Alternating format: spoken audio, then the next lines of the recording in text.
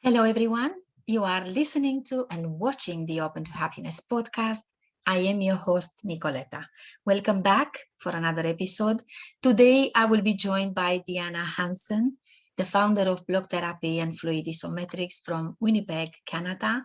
We will be talking about the relationship between physical health and happiness, and I can't wait to start exploring this topic. Hello, Deanna, and very welcome to the podcast. Thank you, Nicoletta. I am so pleased to be here. Thank you for allowing me to share with your community. You are so welcome. I thank you for accepting to connect. I watched your interview during the Global Energy Healing Summit over the past couple of weeks, I think. And I was just mesmerized. I couldn't take my eyes off you.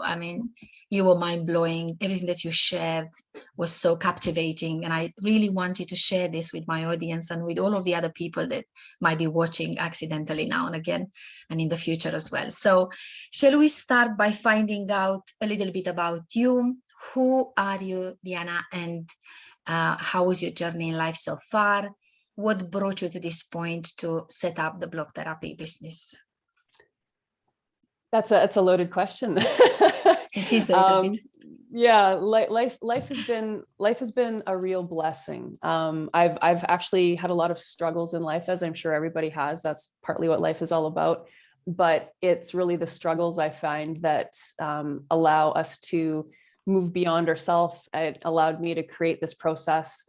It was back in my 20s when I was in athletic therapy, and I was 50 pounds overweight, struggling with anxiety, stress, just a lack of joy in life in general. And my behaviors were not good, and my outlook on life in general wasn't good. So by the age of 30, I decided it was time to make some major changes. And those changes were good changes, but they resulted in me having really severe anxiety attacks. And this one anxiety attack in particular was the seed of everything actually to come, because in that moment, I actually thought I was going to die. I couldn't catch my breath. I was literally frozen in fear. But for some reason, I dove my hand into my abdomen. And in that moment, I encountered pain, but the pain brought me out of my crazy thinking. It brought me back to the ground, to my body. And I knew I was going to survive another day. So I was continuing just intuitively exploring with my hands. And what I felt was fascinating, because as a body worker, I was very used to working on other people's bodies, melting through scar tissue, but I'd never touched my own belly. That was where I carried my extra 50 pounds of weight. So now I'm exploring in here, and I was encountering scar tissue, even though I hadn't had any injury or surgery in that area. And suddenly I recognized, no wonder when I'm coming home from a 5-mile run dripping wet with sweat, my belly still feels cold. So I realized there's no blood flow getting to this tissue to metabolize it. So after about the first night of 45 minutes of exploration, I felt really calm. I woke up the next day still feeling calm, and I was excited to come back home and just go back in and see what I would encounter. And after the second night, when I stood up, I felt taller. And I went and I looked at myself in the mirror, and I immediately began to cry because my belly was flatter than it had looked in years. And 400 sit-ups a day, Tae Bo, aerobics, weight training. I was doing everything I could to try to change my body.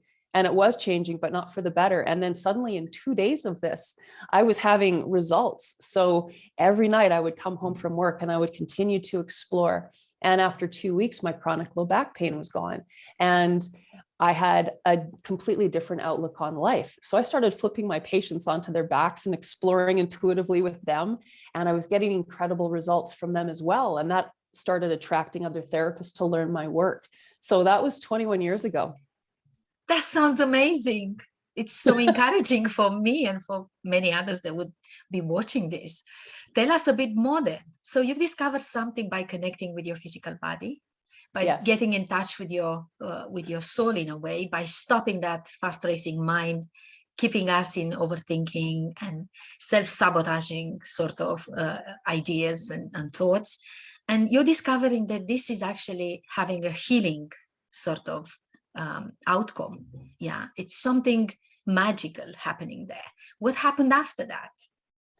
And that's exactly it for me. It felt very magical because things were changing that didn't make sense based on my education with the body. So initially I started training therapists in my technique, but my real passion was to teach people self-care. So Right. initially I attempted to teach people to use their hands in their own bodies, but there's a lot of limiting factors to that. And so it was about 10 years after, when I was doing restorative yoga with one of my, with a teacher, and I would go to work every day, work with my hands, come home every day, work 4 or 5 hours on my own body with my hands. So I was tired, but I couldn't not do it because, I mean, again, just the benefits to my soul probably mostly was so profound. Yes. So now I'm in a restorative yoga class, and my teacher has me in a sideline twist over a bolster. And she cautions me that this goes really deep, be careful.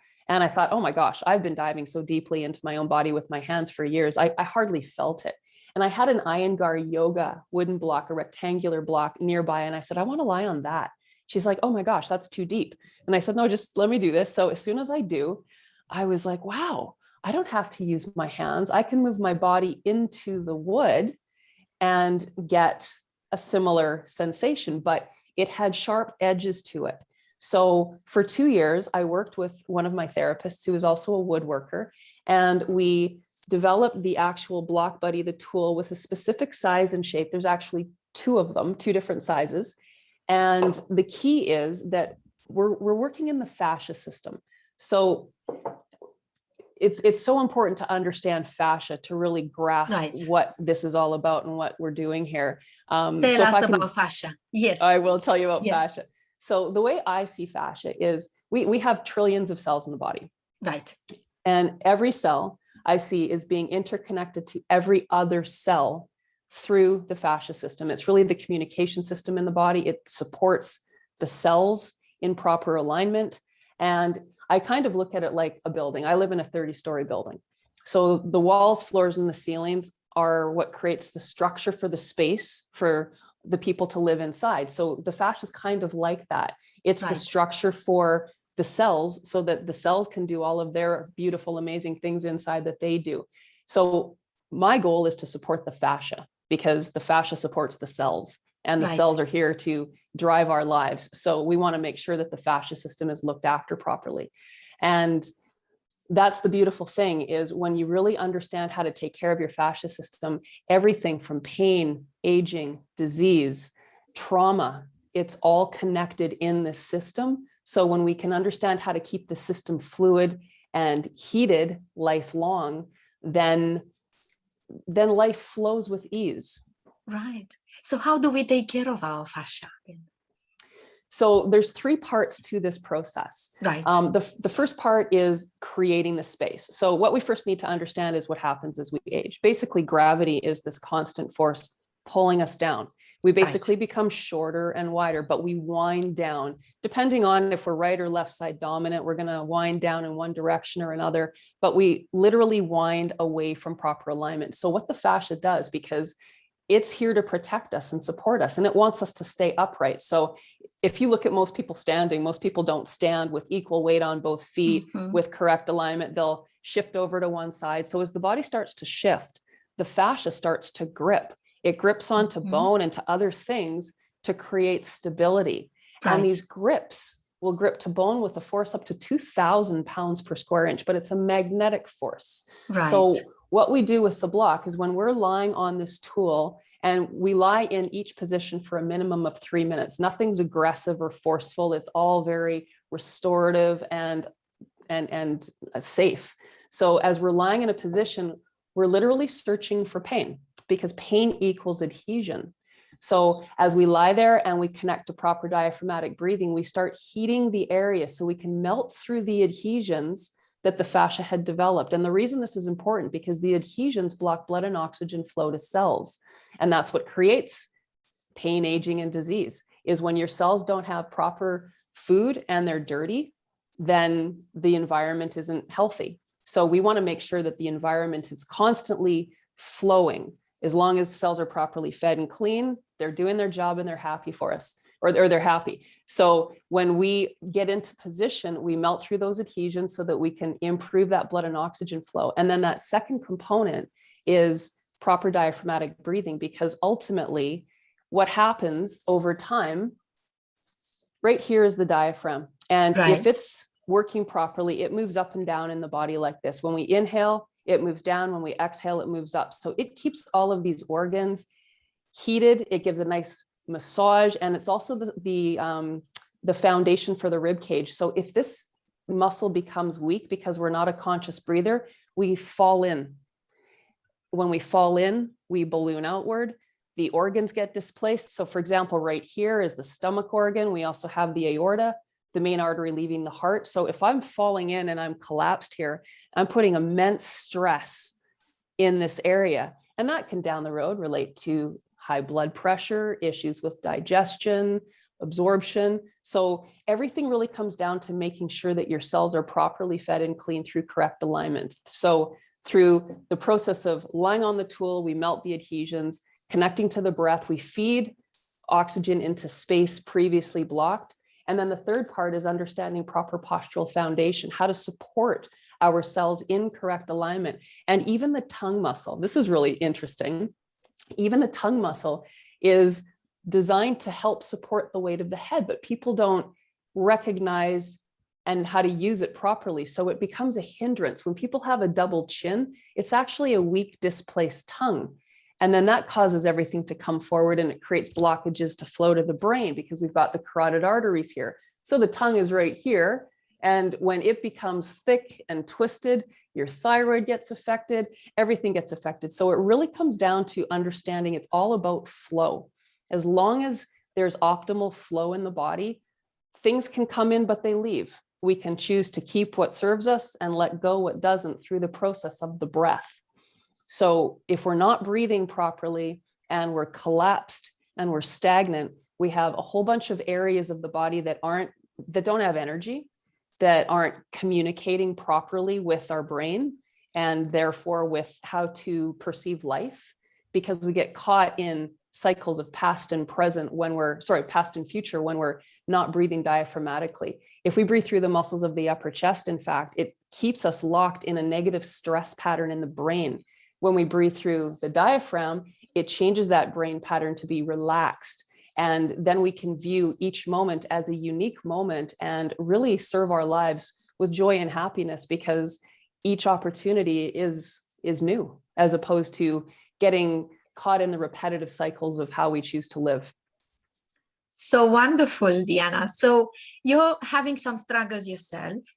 You're learning to be your own healer. And for about 21 years, you're discovering something amazing, which is the block therapy that we see today. And you're developing these block bodies, and you're learning from different disciplines, and of course your studies and your experience in the work that you've done before. Everything comes together into this wonderful, wonderful tool that we have today to actually improve our well-being on all levels, not just physical, but also mental and spiritual as well, because you talk about the energy. Okay, so we know now that at the core of your work, of your block therapy philosophy and practice, is the posture, the correct posture, and the breathing, the correct breathing. Now, if you want to share a little bit more, how does the block therapy really work? What kind of programs you have? And maybe share a little bit about the benefits. What have you learned throughout the years that it can help with? Oh, it's amazing, because when you really dive into fascia, you realize that everything is a function of the fascia, because the fascia is here to support all the cells.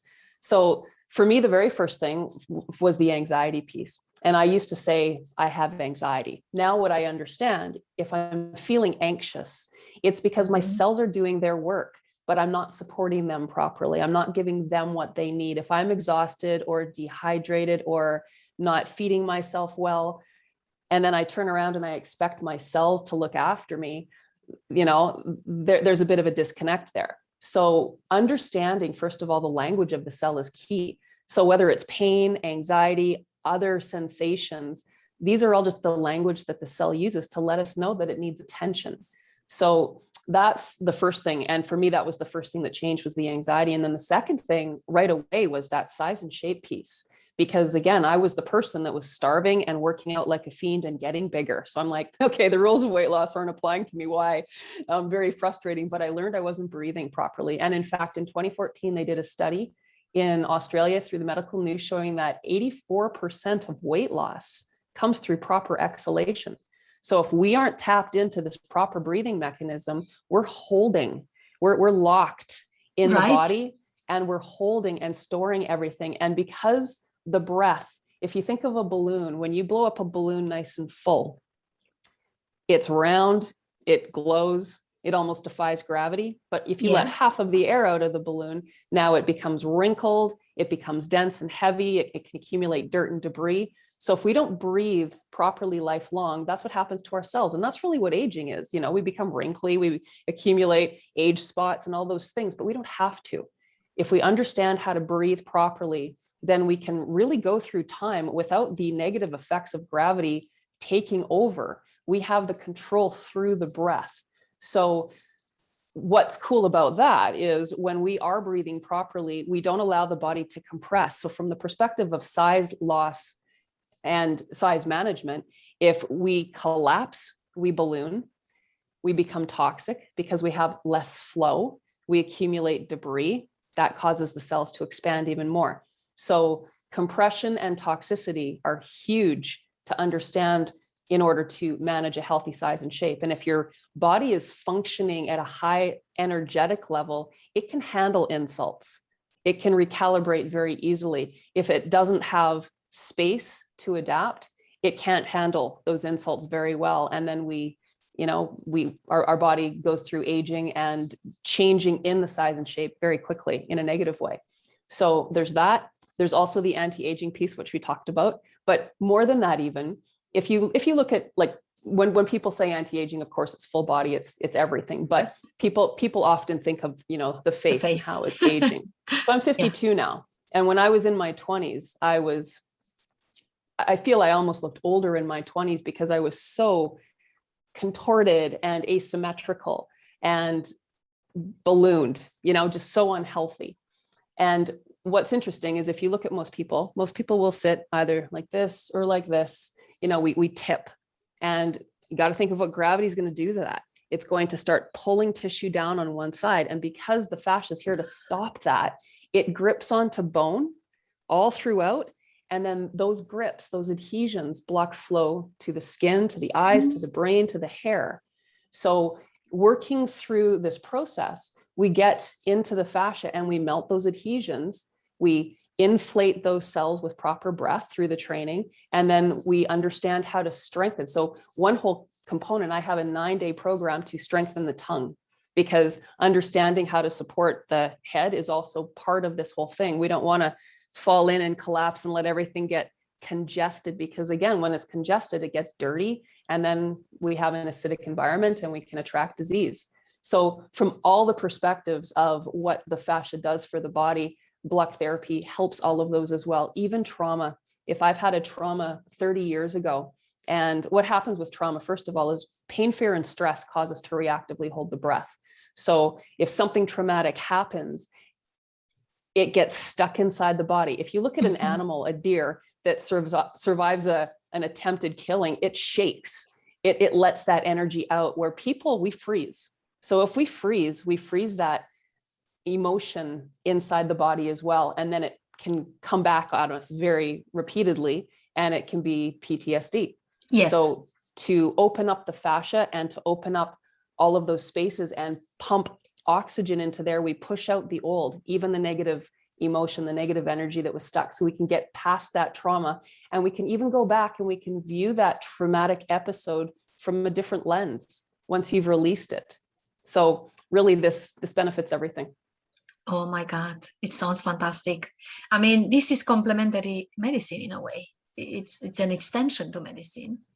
I don't hear many, physicians talking about this. Maybe I haven't followed them, but it involves also the Eastern spirituality traditions, because you involve breathing, which is bringing you in a meditative state in a way. So tell us a little bit more about how it actually works. What is this block therapy? You're using that block body, you're laying down and you're training them to breathe. And what else? What's happening there within the 3 minutes exercise? Is it only 3 minutes or 3 minutes each time? Each position. Each position's only 3 minutes. Yeah. So for example, yes. the very first class in our starter program, there's 5 positions. It's 20 minutes. So we start right on the belly. And when we're doing this, we're teaching you how to breathe from the right place, because most people are breathing from the muscles of the upper chest. We really want to bring the breath down here. It's at the base of the lungs where the majority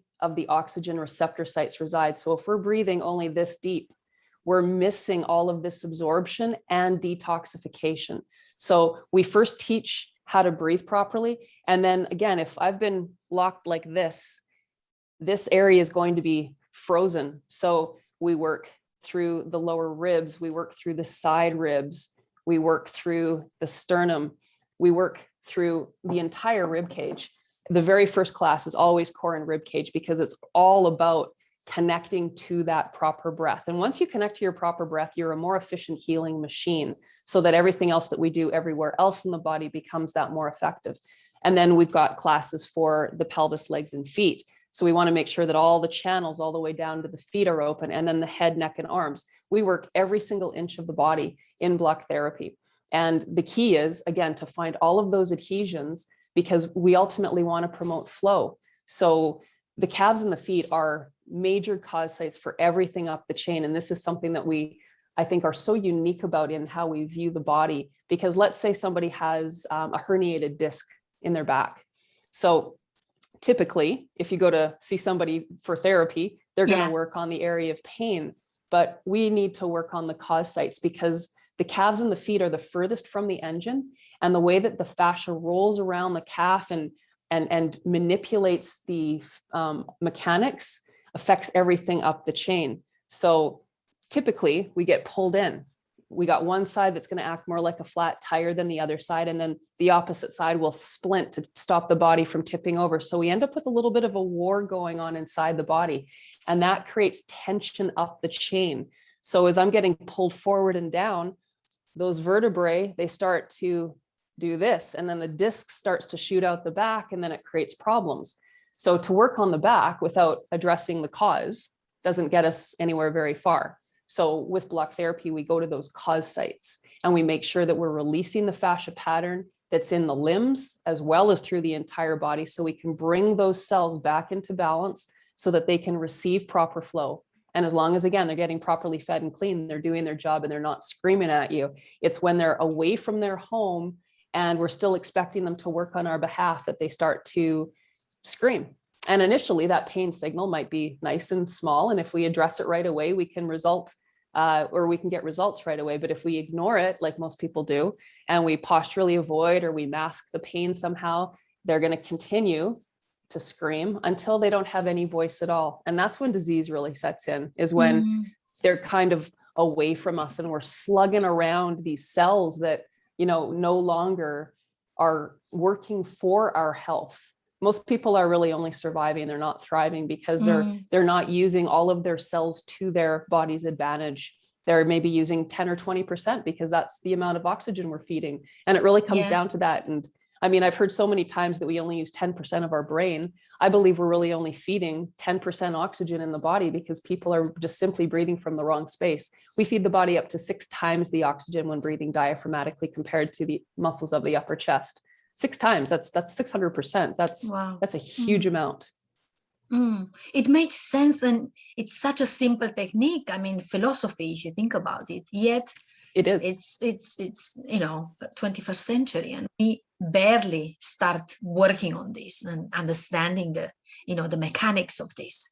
So when you talk about engaging with the pain, I understand that because I've been through some pain myself, through some major surgeries, and I speak from a place of understanding.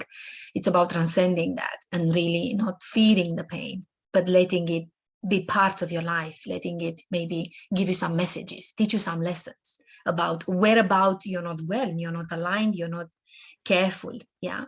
And then talking about the breathing and how the body therapy works. it sounds like anyone could benefit from this, isn't it? I mean, it sounds like Yes. you can actually do it. It's something doable. Is this something that you need to do for the rest of your life, of way of maintaining your well-being? You do it just for a period of time. Once you learn the techniques and you have the body, body, the block body, sorry, is this something that you need to carry on doing so you can maintain a level of well-being? It's a lifestyle. It's a And it lifestyle. really, Okay. it's a lifestyle. Yeah. And the nice thing is though, you do it lying down, you can do it in bed. So for people that have debilitating disease, they can access this. They can do it in a bed. It doesn't take much to simply place this underneath you as you're lying there resting. Like, it's amazing how profound it is. And it's because it's a process of taking our time. We don't rush through anything. Each position we're in is a minimum of 3 minutes because we're melting. One minute's not enough. Like, you need time to allow things to settle. And it's like you're giving your cells a hug. So it's lovely, and pressure overrides pain. So for people that are scared of the pain, and also you're in control of how much pressure you apply. So Yeah. you can prop yourself up with pillows and cushions and make it really comfortable. And then as you connect to your breath, within a minute or so, those pressure fibers kick in. So suddenly the pain starts to change and it becomes a good pain. I have people saying like, oh, I'm addicted to blocking now. And like, it is a lifestyle. And so you can start it in bed from that space, but you can also ramp it up, and we can add isometric work while on the block to make it more of that exercise component. And we've got people, I had a lady that started in her 90s, which was amazing. And we also have a kids program. So there's really nobody this isn't good for, because everybody has pain. I shouldn't say everybody. The majority of people are not connected to proper diaphragmatic breathing. So to teach people this truly is the key, because when you connect to your proper breath, now you become your own healthcare advocate. You understand what your body needs through your breath. And that's actually one of the things that we teach in every position. Your breath is your guide. If you get into position and it hurts so much that it takes your relaxed breath away, that's your body saying too much, back off. Let's do it less intensely. As long as you're breathing, you're feeding and healing. So it's really profound, and it is really simple. And you really are simply just lying on the tool in a number of positions throughout the entire body, head to toe, front, back, sides. We're getting to every part of the body, but we have a process to make it very efficient and effective. And after the first class, people feel the difference right away, because the lightness, the release of those adhesions that have locked the breath, the deeper breath that results from that. As soon as you start breathing more deeply, you start oxygenating your blood more, and you start cleaning your cells out more. So it's a very fast sensation, and it never ends. I'm 21 years in and I've come a long way, but I still have so far to go. And I love that, because why would we want to stop? So that's the nice thing. It is a lifestyle, and people embrace it as that. I believe everything you say, honestly, from my heart, because it does speak to me. I mean, why don't we really teach our children in school about this? I'm fantasizing as you talk about giving a block body, the little one, to every single child in school and teaching them this. And then they take it back home to their parents and they teach the parents. Or the other way around. It doesn't even matter, but we need to start somewhere and then spread it, share it like a lifestyle, little change that we can all do to improve our well-being, because we sit in all sorts of positions and we are always collapsed, like you say, really. That's how we present ourselves in life very often. And we are not present to our own inner life, to what's going on into our body, mind. We don't observe the mind. We are not connected with our emotions. So I think you're right. We are surviving. Very often we find ourselves functioning on the automatic way, by default. And I think this would make such an improvement to our lives. So now you're very kind, and you talk about size loss. You talk about detox. You're using very positive words. I love that. You talk about pain management. You talk about trauma. I think you mentioned about trauma. How important is that? I'm a survivor of childhood trauma myself. So there's a lot going on in there. I mean, it could help so many people, potentially everyone. Why not? Yes, why not? And I would think that this is an alternative to everything else. Maybe to I don't know, maybe sweating for an hour in the gym or doing your yoga practice and so on. It could be an alternative to that. Maybe one that is bringing complementary medicine into a different kind of dimension, isn't it? Because now you're Absolutely. learning about yourself. It's not Yes. just doing a little bit of posture like you do in yoga, with a bit of guidance, how to breathe, how to move, and so on. There is an entire science behind it, as you describe it. It explains how the body works. So there's a lot of goodness in there. So maybe tell us a bit more. So you talk about the benefits. What are the most fascinating success stories that you've witnessed throughout all of these years? Oh, there's a couple specifically. I work with a little boy who's now in 7. His name is Zenon. He started with me when he was 6 years old with scoliosis.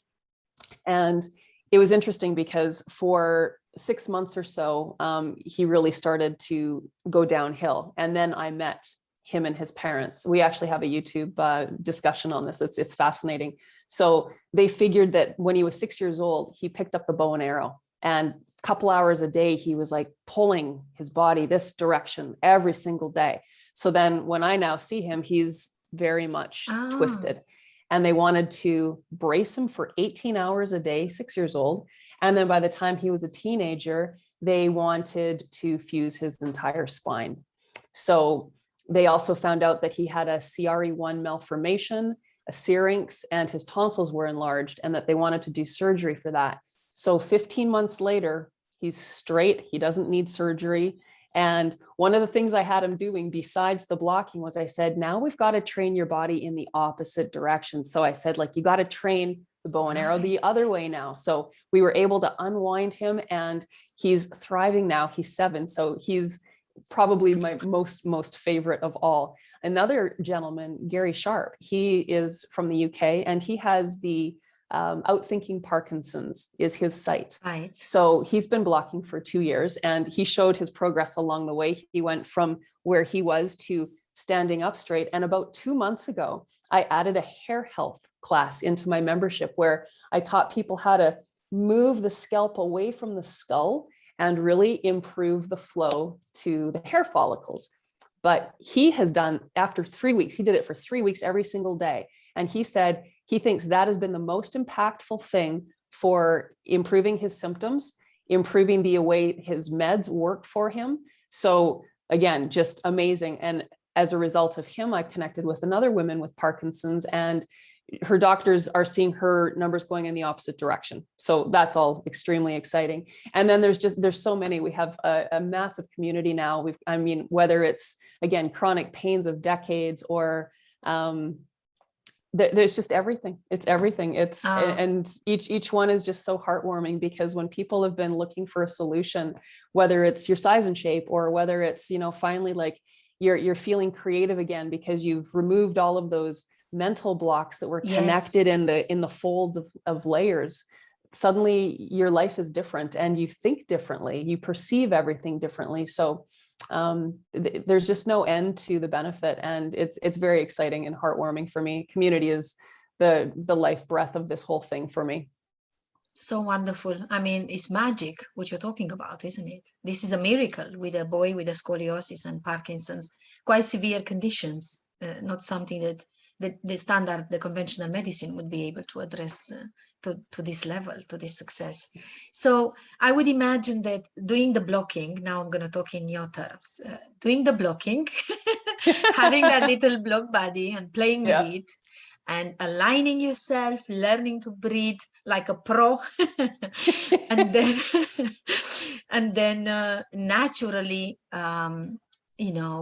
maintaining this posture, this safe posture, healthy posture, and learning to embrace this into your lifestyle as a way of being, as a way of living mindfully. I would imagine that naturally your mental well-being is improving, and you're much happier, more fulfilled, more willing to I don't know, to embrace other aspects of life that maybe because of your limitations in the past, like, I don't know, pain or different other things you couldn't have. So let's move slightly towards the happiness. how is the level of happiness changing? I mean, in terms of the access to joy and well-being, what have you noticed in time with your clients, with your patients? I think that the biggest thing is the empowerment people have, knowing that they have the capacity to heal themselves. Right. And if you have a contracted body, mind, body, spirit travel together. So you have a contracted mind. And those are the things that catch us in those limiting beliefs.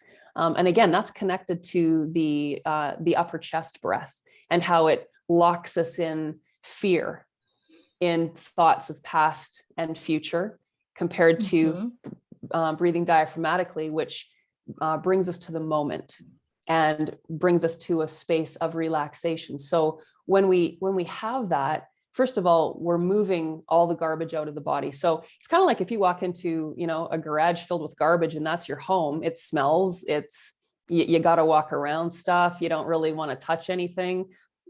Kind of what's going on in the body, but also what's going on in the mind, because again, it's all the same thing. So when you start cleaning things out, you suddenly think, oh, wow, I didn't know that was over there, because now I've moved clutter out of the way. And now you've got a new view on things. And then you have more energy because there's more room, there's more space, it smells better, like all of these things, right? So yes. A healthy body, a healthy mind. So, but it is so exciting when you see that people have really learned how to breathe, and then they understand it. And not that they're out of pain yet, but they understand it's just about being on the path.